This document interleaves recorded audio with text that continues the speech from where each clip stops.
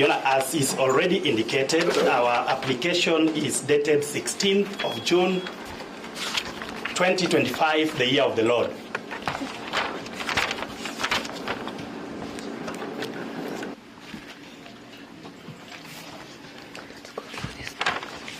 The substantive prayer sought is prayer B on the face of the application. And that prayer is that the respondent before court be remanded at the Lang'ata Police Station or any other police station within the Republic of Kenya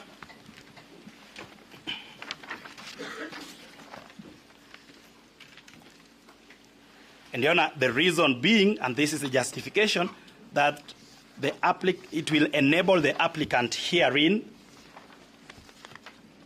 the Republic, through the Independent Policing Oversight Authority, to continue and conclude investigations in respect of the facts, the basis of the arrest of the respondent.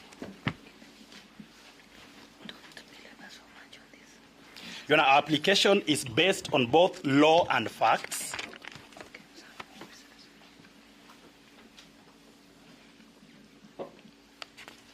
And to be more specific, Articles 24,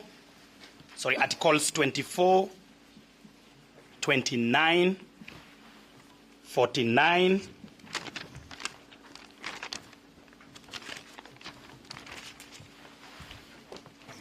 of the Constitution and Section 36, capital A,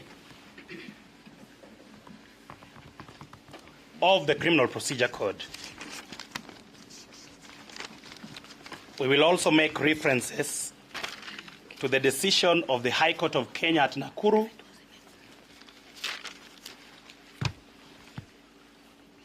Honorable Justice Joel Ngugi, a judge I hold so highly,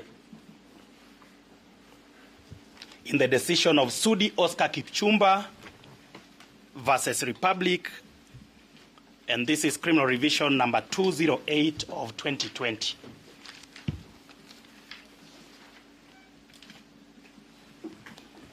Fundamentally, that decision of the learned Justice Ngugi, as he then was, because he now sits at the Court of Appeal, cites and makes reference to the decision of the High Court of Kenya at Milimani, delivered 4 years before it by the learned Justice Luka Kimaru, as he then was as well, because he equally sits at the Court of Appeal, in Michael Rotich versus Republic. And we preempt that the defense are likely to run away with Michael Rotich, so we are going to hit hard on it before they get the chance.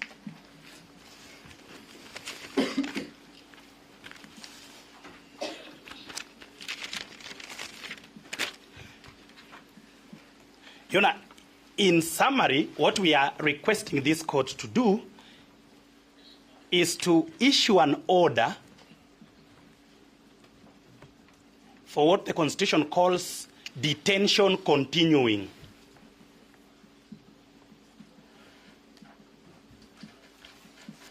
So that the respondent remains in custody, that's the common name that we call it, custodial orders, for purposes of completion of investigations.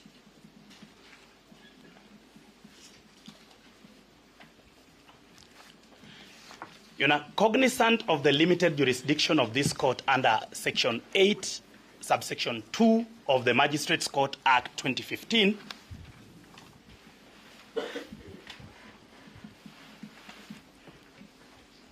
our references to Article 29 is only in passing and for purposes of laying basis. That every person, I am paraphrasing, every person has the right to freedom and security of their person, including the respondent.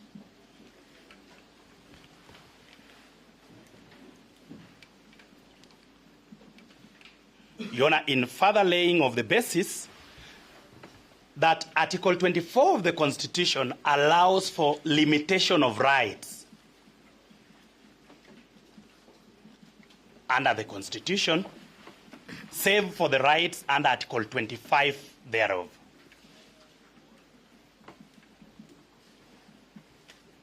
So that while we acknowledge that the respondent has a right to freedom, right to security of his person, and a right to liberty, all those rights fall outside Article 25 and can be reasonably limited.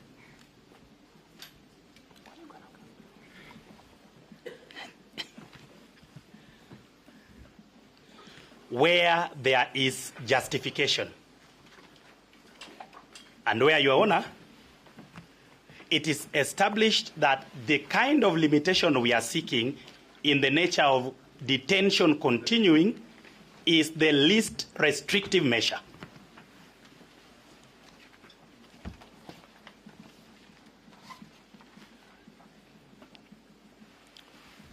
So that, Your Honor, once we have established, as we have, that Article 24 permits the limitation of the right to freedom and liberty, then we shall, through my learned senior, take the court through our affidavit to establish the justification. But, Your Honor, Article 49(1)(f)(1)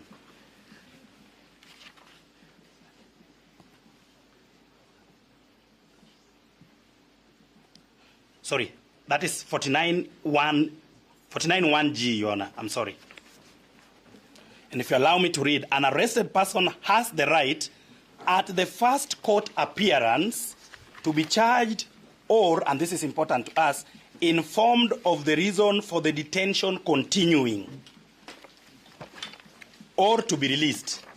And so out of the three available options under Article 49(1)(g), we have come to court to seek detention continuing.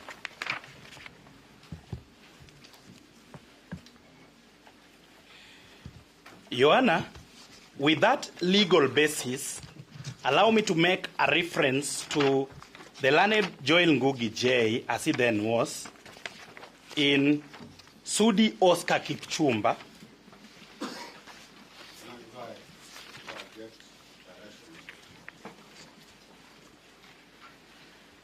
The DPP is making submissions. They waive the right of making submissions after we have made our submissions, so that once they've done this, they will surrender the business for cross-examination, and they have no right. Procedurally, it is the deponent to be put on the dock, and the deponent is cross-examined. The respondent's lawyers submit, then the state submits. But now it's the reverse. And that's why I'm asking, is my good JV abdicating the role? My understanding was that he was just laying a basis so that once the deponent comes to the dock, then they can proceed from there. Yeah. So let JB just finish with your laying your basis. I believe it's more or less like an opening statement. He has done an opening statement. Yes, let him finish. Then be doing an opening statement to lay the basis, yes, and counter what I've been saying. Because he's doing actually an opening step.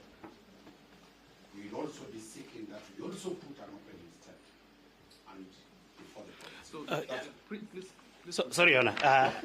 I do not understand the basis of that argument, because we are arguing our application with both facts and the law. So I'm doing the law, then my colleague will do the facts. It's the same thing if we started with the facts. So I'm almost done with the law. But sometimes he does that to take me off-road, and he knows I never get off-road. So, Your Honor, I was inviting the court to paragraph 24 of the very erudite decision of learned Justice Joel Ngugi, which sets the test required for the grant of the order of detention continuing.